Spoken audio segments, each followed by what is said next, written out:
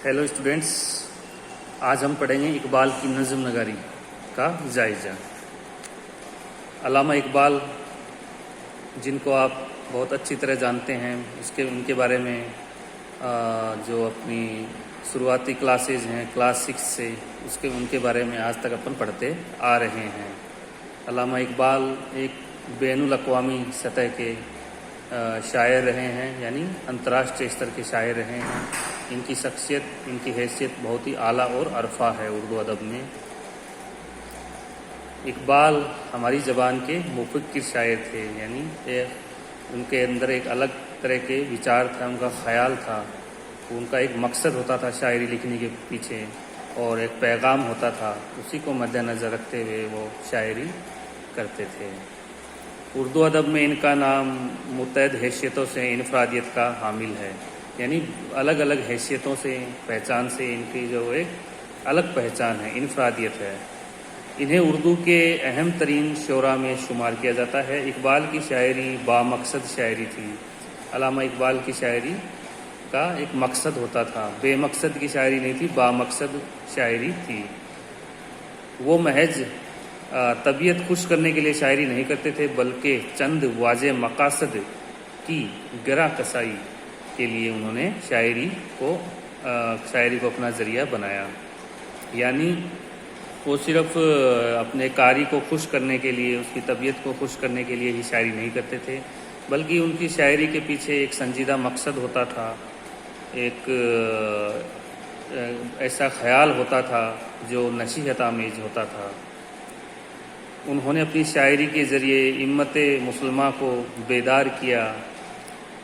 उन्होंने अपनी शायरी के ज़रिए जो मुस्लिम कौम थी, एक समाज था, उसको बेदार किया, यानी उसको जागरूक किया।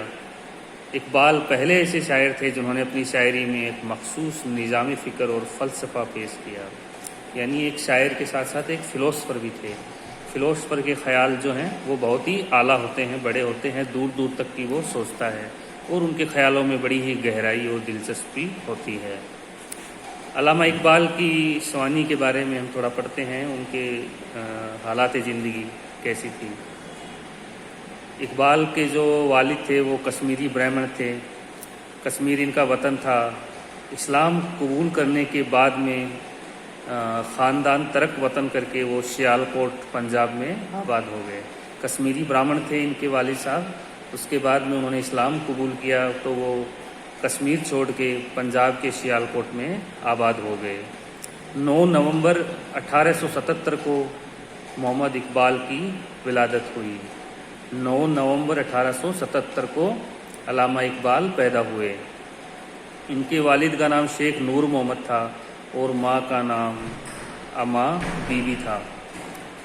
इनकी माँ का नाम अमाम बीवी था। ये दोनों बहुत ही तालीम या फ़तेह नहीं थे, मगर उन्होंने अपने बेटे की तरबियत पर बहुत तवज्जो दी। उनके वालिदीन ज़्यादा पढ़े लिखे नहीं थे, लेकिन उन्होंने अल्लामा इकबाल की जो परवरिश की, उनको बहुत ही अच्छी तालीम दी। 4 बरस की उम्र में ही उनको तालीम हासिल करने के लिए मकतब में बिठा दिया गया। उनको क्लास रूम में, उनको मदरसे में उनको तालीम देनी शुरू करवा दी। इनके रहनुमाई, यानी इनके जो वालिद के दोस्त थे मीर हसन, वो इनको पढ़ाते थे। इनकी रहनुमाई हासिल रही और इकबाल में शेरी जोक पैदा हो गया। इकबाल दाग के शागिर्द थे। इकबाल ने तालीम के दौरान रिवायती अंदाज की शायरी शुरू करी थी। इकबाल ने शुरुआती दौर में रिवायती अंदाज में शायरी लिखना शुरू किया।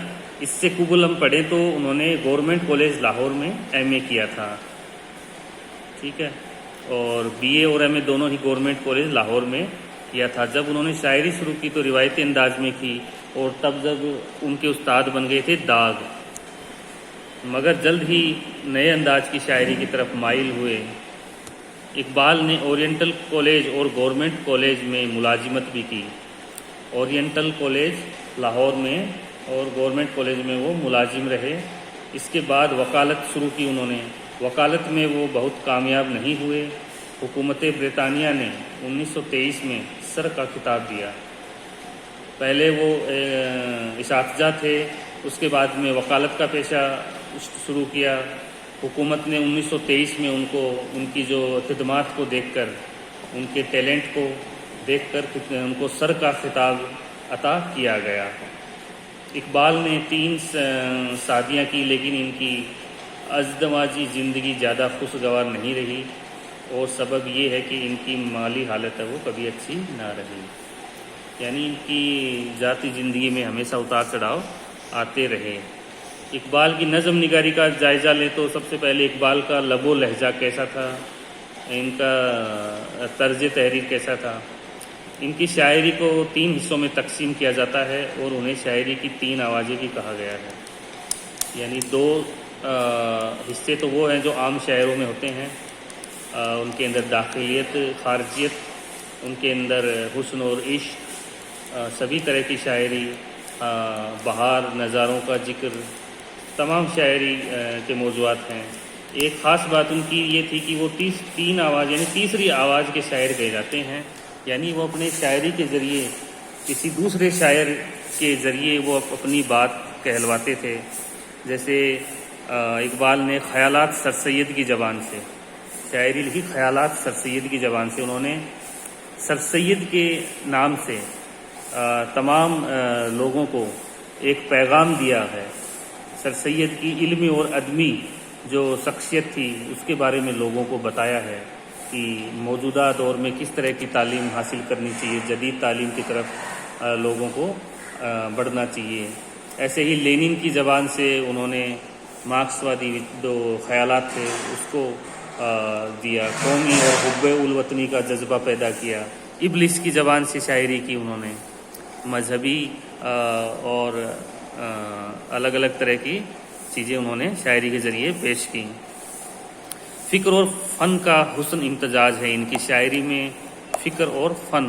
فکر آپ جانتے ہو خیال، عمدہ خیال، فن یعنی ان کی لکھنے کا جو ایک طریقہ تھا، طرز تھی، انہوں دونوں کا جو سامنجس میل تھا وہ بڑا ہی حسین اور امتزاج تھا، کیونکہ اقبال کی شاعری اپنے مقصد کی پابند تھی، اور اسی مقصد کے تحت ان کا نظام فن مرتب ہوا۔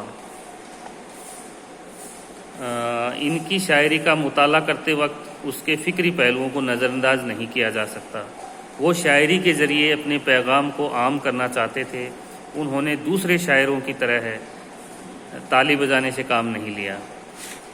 لیکن یہ بھی کمال کی بات نہیں ہے کہ ان کی شاعری محض شاعری نہیں بلکہ اور بھی بہت کچھ ہے۔ یہ ایک پیغام ہے، اور غور و خوش کا تلاش اور جستجو ہے، غور و فکر ہے، حرکت اور عمل ہے، تا فکر اور تدبر ہے۔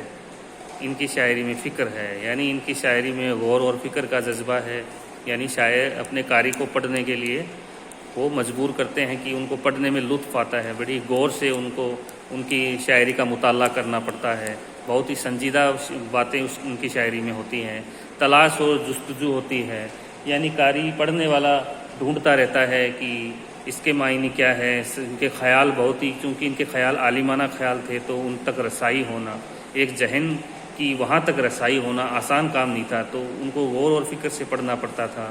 ان کے خیالوں، ان کے فکر میں بہت ہی گہرائی ہوتی تھی، تو ایک جستجو ہوتی تھی پڑھنے کی، ایک خواہش ہوتی تھی۔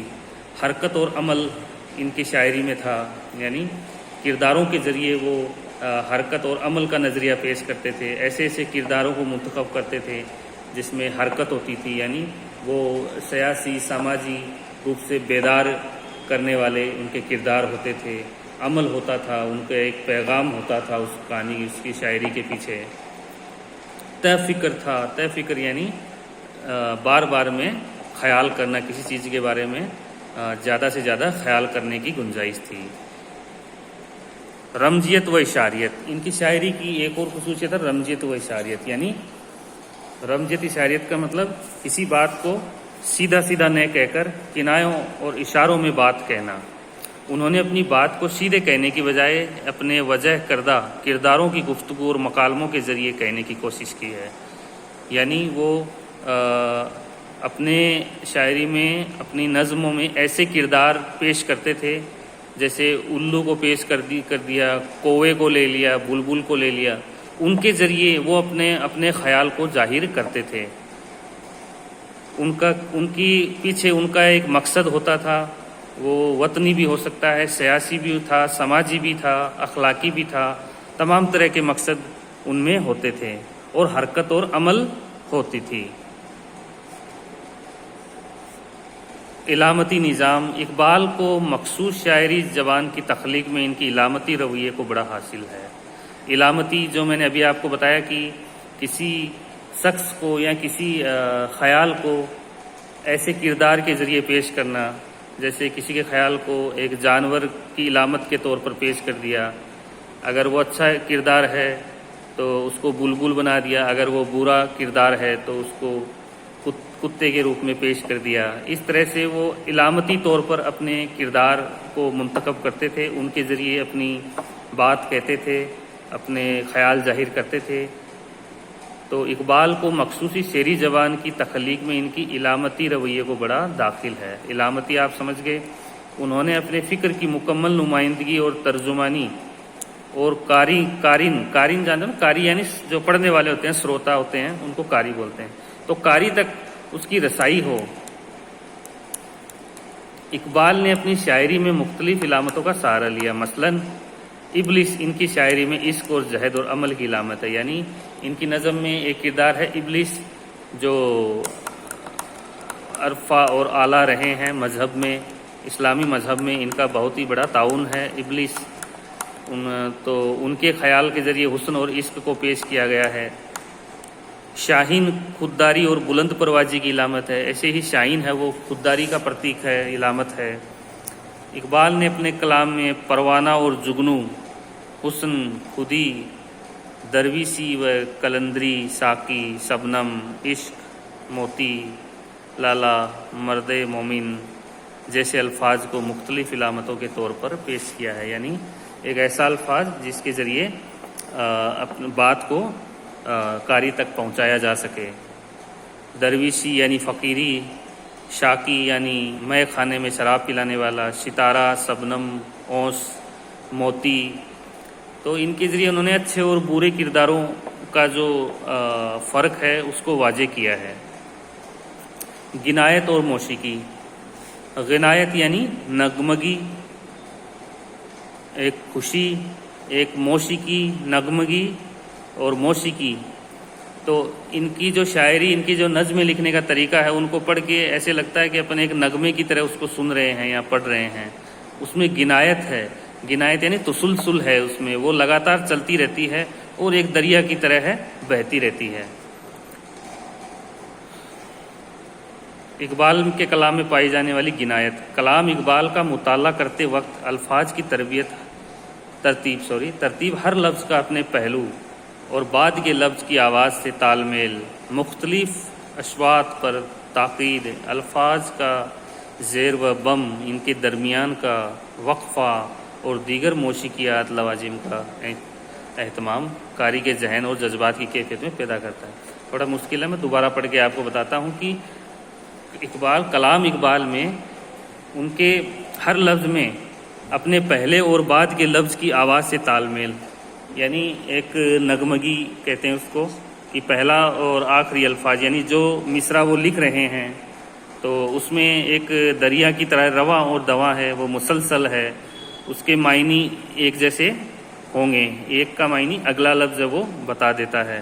ایسے ہی اس میں زیر و بم یعنی اوپر اور نیچے، اور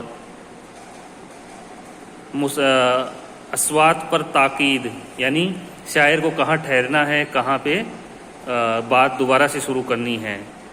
تو یہ سب باتیں ان کی شاعری میں موجود ہیں. پیکر تراسی. موسیقی کے بعد شاعری کے لیے جو چیز سب سے زیادہ ضروری ہے وہ ہے مصوری یعنی پینٹنگ، چترکاری. تو شاعر لفظوں سے ایسی تصویر بناتا ہے کہ رنگوں سے بنی ہوئی تصویر بھی مات کھا جائے.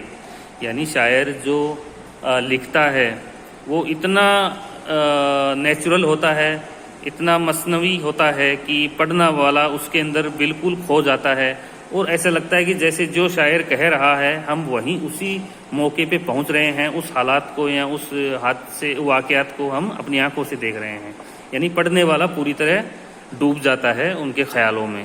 تو مشوری جو ہے، چترکاری ہے، یہ شاعری کے لیے بہت ہی ضروری ہے۔ پیکر تراشنا یعنی الگ الگ چیزوں کے چتر بنانا، ڈیزائن بنانا۔ تو یہ علامہ اقبال کی بہت ہی بڑی خاصیت تھی کہ وہ شاعری لکھتے وقت تمام طرح کے موضوعات کو بڑی خوبی کے ساتھ میں لکھتے تھے۔ قاری جو ہے پڑھتے وقت اس میں پوری طرح ڈوب جاتا تھا۔ اقبال اردو شاعری کے سب سے بڑے مصور ہیں، یعنی چترکار ہیں، اور ان کی کلیات کو ایک شاندار آرٹ گیلری کہا جا سکتا ہے۔ ان کی جو کلیات یعنی ان کا مکمل جو کلام ہے، جو سبھی ان کی، جس میں ان کے غزلیں اور نظمیں، سبھی ان کا شاعری ان کی آ گئی اس کے اندر کلام میں، تو اس کو ایک پورن روپ سے آرٹ گیلری کہہ سکتے ہیں۔ آرٹ گیلری جانتے ہو نا آپ، جہاں پہ الگ الگ ایک بڑا ہال ہوتا ہے جہاں پہ پینٹنگ اور چترکاری کے وہ لگے ہوتے ہیں، پردرشنی، جس میں ہر رنگ کی سدا تصویریں ہیں، اور ہر تصویریں دلکش ناظر کی توجہ کے جذبے کی لیے ہیں۔ ایسے تشبیہات اور استعارات کا استعمال علامہ اقبال کی شاعری میں ملتا ہے۔ تشبیہ و استعارات کلام میں حسن بیدار کرنے کے ساتھ ساتھ شاعر کے معافی تک سامعین اور قاری کی رسائی کا فکر انجام دیتے ہیں، یعنی اپنی شاعری میں وہ تشبیہ اور استعارات کا استعمال کرتے ہیں، کسی چیز کو دوسری چیز سے جوڑنا، تشبیہ دینا، مثال دینا۔ استعارہ یعنی ایک لفظ لینا جس کے 2 معنی ہوں، 3 معنی ہوں، استعارہ۔